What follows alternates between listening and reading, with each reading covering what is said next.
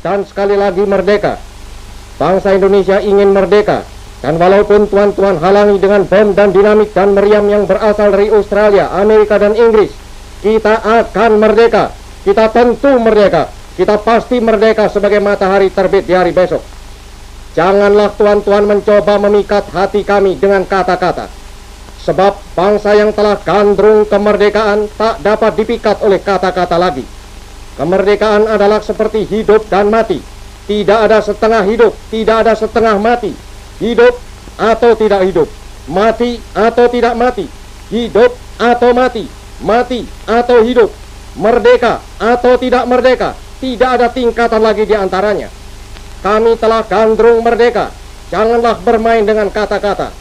Lagi pula, Van Moog dan Van der Plas, tidakkah tuan-tuan di belakang kata tuan-tuan itu, tuan-tuan telah sediakan bom dan dinamit?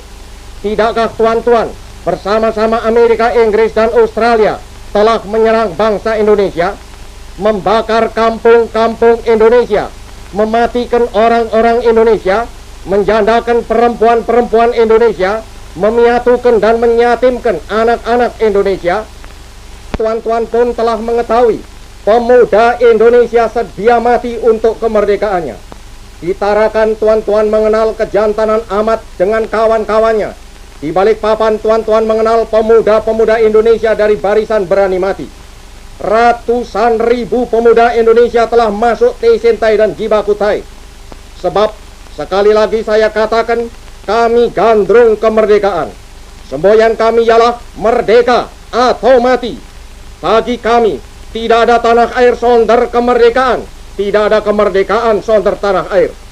Kalau tuan-tuan menyerang kami dengan pedang dan bom dan beril dan meriam, maka kami akan melawan mati-matian, berkelahi mati-matian. Dan yakinlah, tuan-tuan tidak dapat mematahkan kami. Kami pasti dibantu Tuhan. Kami pasti akan merdeka.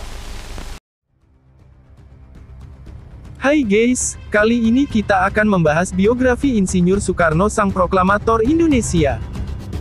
Pasti sudah tidak asing lagi dengan Insinyur Soekarno, pahlawan nasional Indonesia yang merupakan Presiden pertama Republik Indonesia.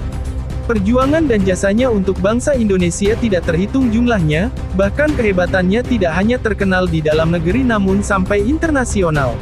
Itulah sebabnya biografi Insinyur Soekarno sangat menarik untuk dibahas dan diketahui oleh generasi bangsa Indonesia.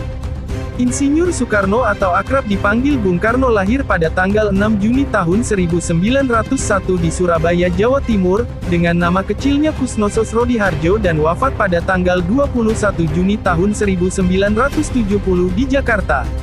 Bung Karno adalah anak dari pasangan Raden Sukemi Sosrodihardjo dan Ida Ayu Nyoman-Rai.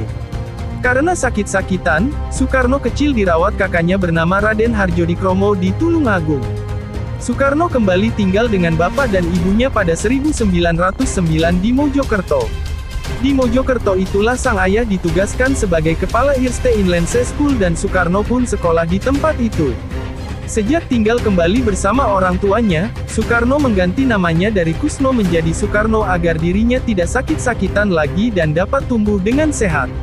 Sejak kecil Soekarno sudah menjadi anak yang berprestasi bahkan mampu menguasai banyak bahasa.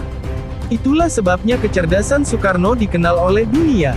Tahun 1911 Soekarno pindah lagi ke ELS yang setara dengan sekolah dasar SD, yang khusus dipersiapkan untuk masuk Kogere Burger School HBS di Surabaya.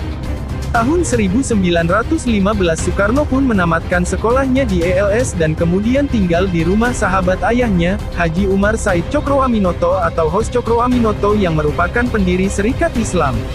Sejak itulah Soekarno Mulia mengenal dunia perjuangan yang akhirnya membuatnya sangat ingin berjuang bagi bangsa Indonesia.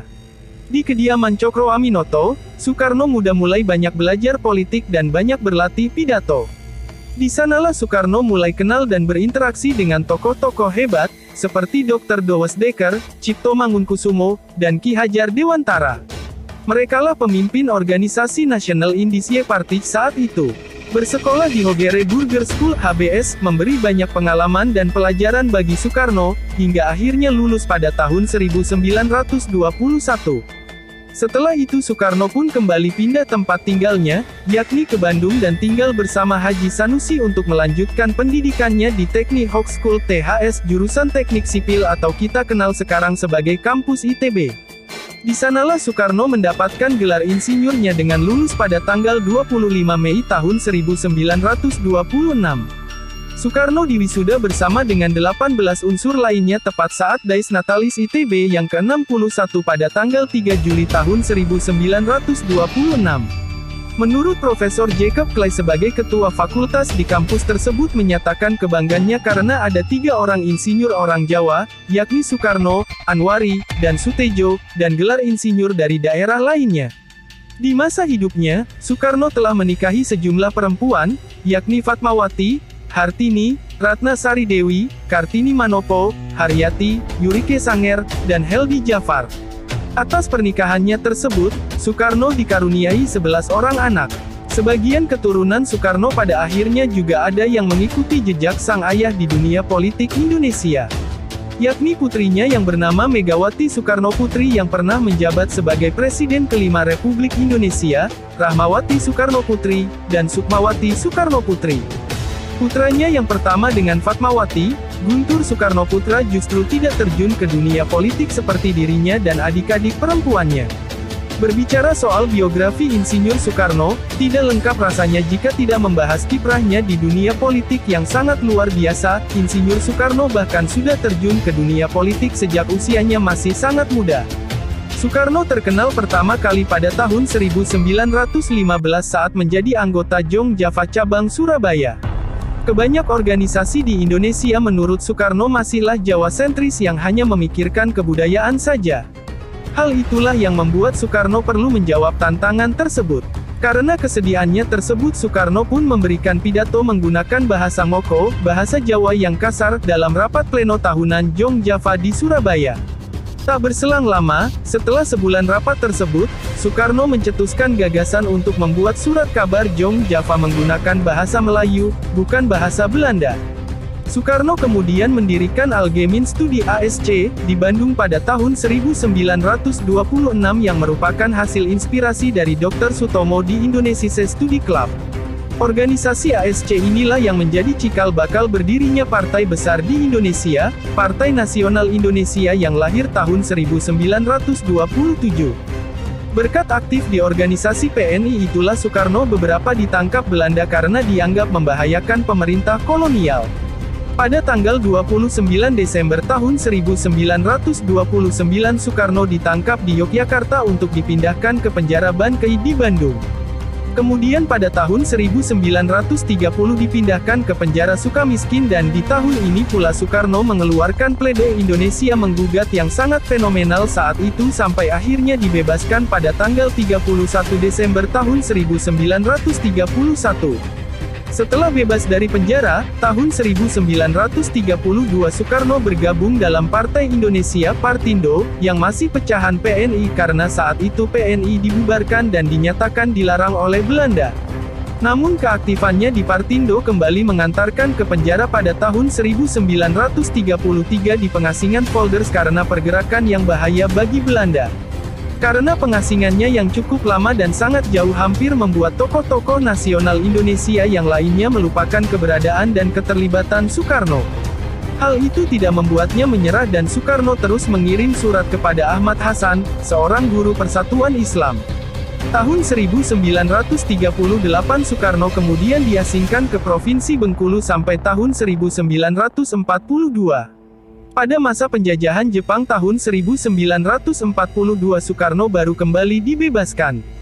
Setelah melalui perjalanan panjang, tahun 1943 Perdana Menteri Jepang, Hideki Toja mengundang Soekarno, Muhammad Hatta, dan Ki Bagus Hadikusumo yang kemudian disambut hangat kehadirannya oleh Kaisar Hirohito. Mereka bertiga telah dianggap sebagai keluarga Kaisar Jepang dengan diberikannya bintang kekaisaran, Ratna Suci. Sejak masa penjajahan Jepang itulah banyak muncul organisasi, seperti Jawa Hokokai, BPUPKI, Pusat Tenaga Rakyat Putra, hingga PPKI dengan tokoh-tokoh utama yakni Soekarno, K. Hamas Mansur, Ki. Hajar Dewantara, dan tokoh lainnya yang aktif di organisasi pergerakan nasional. Akhirnya tokoh-tokoh pergerakan nasional tersebut melakukan baiklen Buterol bekerja sama dengan pemerintah Jepang untuk kemerdekaan Indonesia. Meskipun tetap ada yang melakukan gerakan bawah tanah seperti Amir Syarifuddin dan Sultan Syahrir yang tidak sepenuhnya percaya pada Jepang dan menganggapnya berbahaya dan fasis.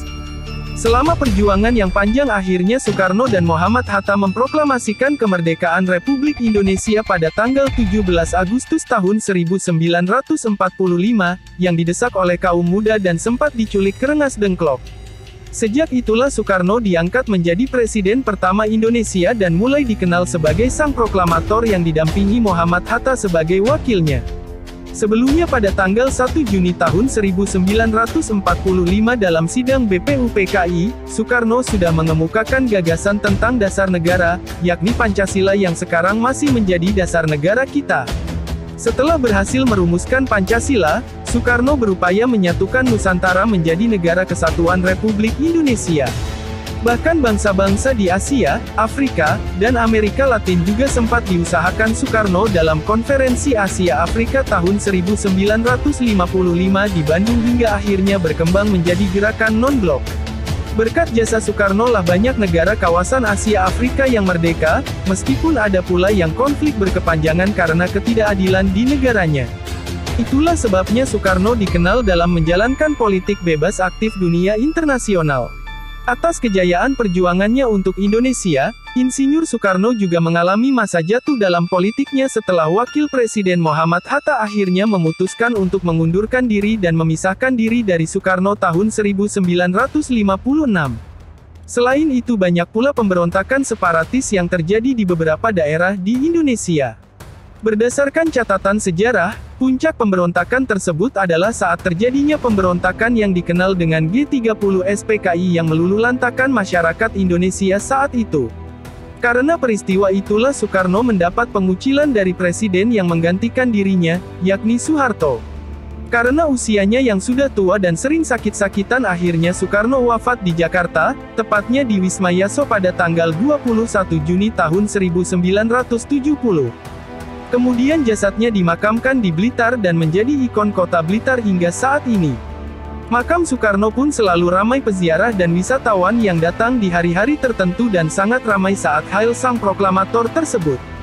Nah, itulah biografi Insinyur Soekarno yang perlu sobat ketahui sebagai generasi muda bangsa Indonesia. Cara terbaik menghargai jasa para pahlawan bangsa adalah mengenali dan mempelajari sejarah perjuangannya. Kisah perjuangan Insinyur Soekarno bagi bangsa Indonesia memberi kita pelajaran betapa berharganya bangsa ini untuk kita jaga. Teman-teman bisa mengambil banyak nilai-nilai positif dalam biografi Insinyur Soekarno ini sebagai pribadi yang idealis, pemikir, pemberani, dan kegigihan untuk tidak mudah menyerah.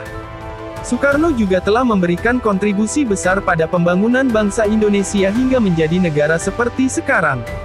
Terima kasih sudah menonton video ini. Bagi yang ingin tahu lebih banyak tentang tokoh-tokoh lainnya silahkan subscribe channel ini untuk mendapatkan notifikasi lainnya.